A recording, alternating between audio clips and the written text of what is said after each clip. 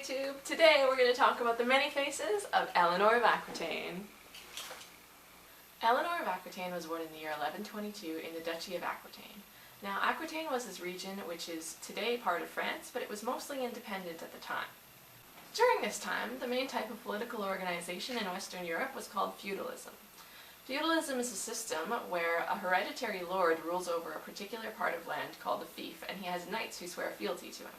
The lords, in turn, would often swear fealty to a king. Now, owing someone fealty didn't necessarily mean that they had any control over how you ruled your land, but it did mean that if they called you to war, you had to follow them, that you had to pay them political homage and sometimes taxes, and that you had to be generally loyal and respectful of them. Aquitaine was almost like an independent kingdom, except that the Duke owed fealty to the King of France. Eleanor was the oldest daughter of the Duke and Duchess of Aquitaine.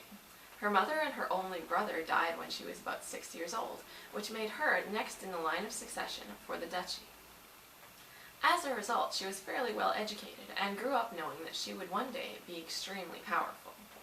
When Eleanor was 15, her father died, making her officially the Duchess of Aquitaine.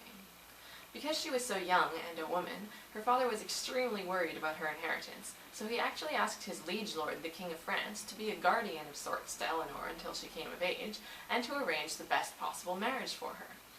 Of course, the French King Louis VI felt that the most decent marriage for Eleanor would be his own son, who would eventually become Louis VII of France. France had a lot of guys named Louis. Eleanor was married to Louis, who was 16 years old, just a few months after the death of her father. Not long after, Louis VI died, which meant that Eleanor was crowned Queen of France, alongside her husband, Louis VII. At first, things seemed to go okay for the couple. Louis adored Eleanor, but as the pair grew older and the politics around them grew more and more complicated, they started to realize that they weren't exactly compatible character-wise. Louis was extremely pious and prone to bouts of intense guilt over the actions of his soldiers on a particular campaign when they burned people alive in a church. He also wasn't all that interested in sex. Eleanor reportedly once said that she had thought to marry a prince, but actually married a monk. Now, it wasn't like Eleanor was some kind of uggo either. By all reports, she was quite beautiful, although, to be fair, pretty much every aristocratic woman was called beautiful in those days. Aside from this effigy carved on her tomb, which may not be accurate, we have no real idea of what Eleanor looked like. Eleanor was not very popular at Louis's court. She was accustomed to acting freely and saying what she wanted, when people there were a lot more reserved. But she was far too strong-willed to allow her opposition to get to her. When Louis declared that he was going on the Second Crusade, Eleanor said, "I'm coming with you." She drummed up funds, raised an army, and led her own retinue of women along with the Crusaders. Although she didn't actually fight, she did dress in armor, and acted as a military figurehead of sorts for her knights from the Duchy of Aquitaine. The Crusade was a disaster, for a number of reasons. For one thing, Louis and Eleanor fought constantly, and their forces suffered repeated defeats. Eleanor and her contemporary, Queen Melisande of Jerusalem, wanted to focus on taking a city called Aleppo, and from there head to Edessa, which was the main goal of the crusade. Instead, Louis and the other men decided that they were going to take the city of Damascus, which was the only Muslim city that was currently on good terms with the Crusader states. Naturally, this policy of turning a neutral party into an enemy didn't work out very well for them. The Second Crusade was a huge failure. On the way back from the crusade, Eleanor and Louis took separate ships. After escaping capture by Byzantine ships and being blown way off course to the point where they were presumed dead, they finally regrouped, and they decided to visit Italy to convene with the Pope. Once they were there, Eleanor asked the Pope to dissolve their marriage based on the fact that Eleanor and Louis were actually cousins in the 4th degree, which was technically a prohibited degree of marriage within the Church. At this point, Eleanor and Louis already had one daughter, and the Pope wasn't really in the mood to listen to Eleanor's demands. He refused to dissolve their marriage, and in fact he schemed against her, forcing Eleanor and Louis to sleep in the same bed. Soon after her return to France, Eleanor gave birth to a second daughter, but the damage to her and Louis's relationship was done. Eventually, when the request for an annulment came from Louis as well as from Eleanor, the Pope finally agreed to dissolve the marriage. Eleanor's 2 young daughters, Marie and Alex, were left in Louis's care, and she returned to her own lands.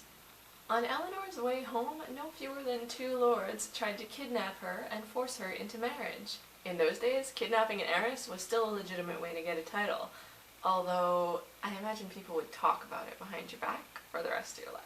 When she got to her destination of Poitou, she immediately sent for Henry Plantagenet, who was heir to the throne of England in spite of the fact that his mother had fought a war of succession against the current King Stephen.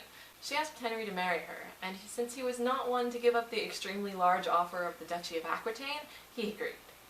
I feel it kind of necessary to note here that Henry was actually Eleanor's cousin in the 3rd degree, which technically made their relationship closer than her and Louis's. This shows that Eleanor didn't actually care about the relationship between her and Louis, and that it was just an excuse to give a powerful couple the divorce that they wanted, while still abiding by the laws of the church, which didn't technically allow for divorce at the time. So Eleanor married Henry, who was 11 years her junior, in 1152, and in 1154 King Stephen died, meaning that Eleanor and Henry were crowned Queen and King of England. She and Henry had a pretty good relationship for some time, and although he was by no means faithful, they still had 8 children together. Eleanor's oldest son, confusingly also called Henry, was crowned king in his father's own lifetime, which was actually a common practice in medieval days because it ensured that the king's wishes would be fulfilled upon his death. Little Henry gained the epithet Henry the Young King, and his favorite pastime was tournaments. He spent most of his father's reign riding around England, Normandy, and Aquitaine, participating in these tourneys, which was an expensive hobby. In spite of technically being a king, young Henry didn't really have any political power. Historians aren't really sure of his motives, whether it was for money, or at the instigation of lords who stood to gain if Henry II was deposed by his son, but in 1173, with the aid of his brothers Richard and Geoffrey, Henry started a rebellion against his father. The official grievance that Henry the Young King had was that his father had given away some of his lands and castles to his youngest brother John, who was only 5 years old at the time. Henry II's reputation was already suffering because of his alleged involvement in the murder of Archbishop Thomas Becket, so the rebellion was a serious threat. You're probably wondering where Eleanor fits into all of this. Well, if you thought she sided with her husband against her sons in the rebellion, you would be wrong. She immediately sided with her sons, and then headed for her own lands, but she was captured along the way. Henry II used his wife as a kind of hostage to keep his sons in check for the remainder of the rebellion.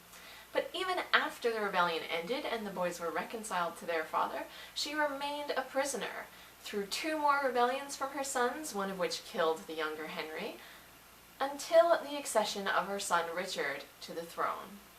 Richard I, later known as Lionheart, had a pretty strange period of rule in England. First of all, he hardly spent any time in England at all during his reign. Don't forget, he was also the ruler of Normandy and Aquitaine, so when he wasn't off crusading, he spent most of his time ruling from his lands in what is now France. Richard's first act as king had been to liberate Eleanor from her imprisonment. He sent messengers right away to tell her captors to let her go, but in fact when they got there, they found she'd already been released. Richard wasn't much for politics. He was more of a soldier and a general than a king, and he often left the ruling of his kingdoms up to his regents. During his time as a crusader, Eleanor often acted as regent for her son, demonstrating her political capabilities. On his way back from the Crusades, Richard, who had angered several important people with his political blunders, was actually kidnapped by the Holy Roman Emperor Henry VI and held for ransom. Eleanor was forced to raise funds for the ransom largely by raising taxes, and collected enough money that it was about 3 times the annual income for the English crown. She also personally traveled to Germany to negotiate his release. Eleanor outlived Richard, who was succeeded by his brother John, famous for having schemed against Richard for pretty much his entire reign. Not that you can really blame John. I mean, Richard wasn't a very good king, but John wasn't either. Even in her old age, Eleanor was politically active. At the age of 77, John sent her to Castile to escort her granddaughter Urraca, Princess of Castile, to France in order to marry the heir to the French throne, yet another Louis. This was part of a treaty negotiated between the kings of France and England in order to restore peace between their warring nations. After being ambushed, held captive, and then securing her release by a guy called Hugh IX of Lusignan who wanted his family's land back or something, she went on to Castile. Eleanor, upon meeting the intended bride, Urraca, and her little sister, Blanche, decided that Blanche was actually the better candidate for marriage to the young Louis, and it was with Blanche that she returned to France. After bringing her granddaughter to marry the future King of France, Eleanor once again became involved in politics when war broke out between John and the King of France. Again. She declared her support for John and headed for her own lands, but she was besieged at a castle called Mirabeau. John sent soldiers to successfully break the siege, and then the war ended with terrible losses for John. Eleanor entered a very well-deserved retirement at Fontevraud Abbey, where she became a nun. This was actually really common for medieval women. She died in the year 1204 at the age of 82, and was buried next to her second husband Henry and her son Richard. She outlived all but 2 of her 10 children.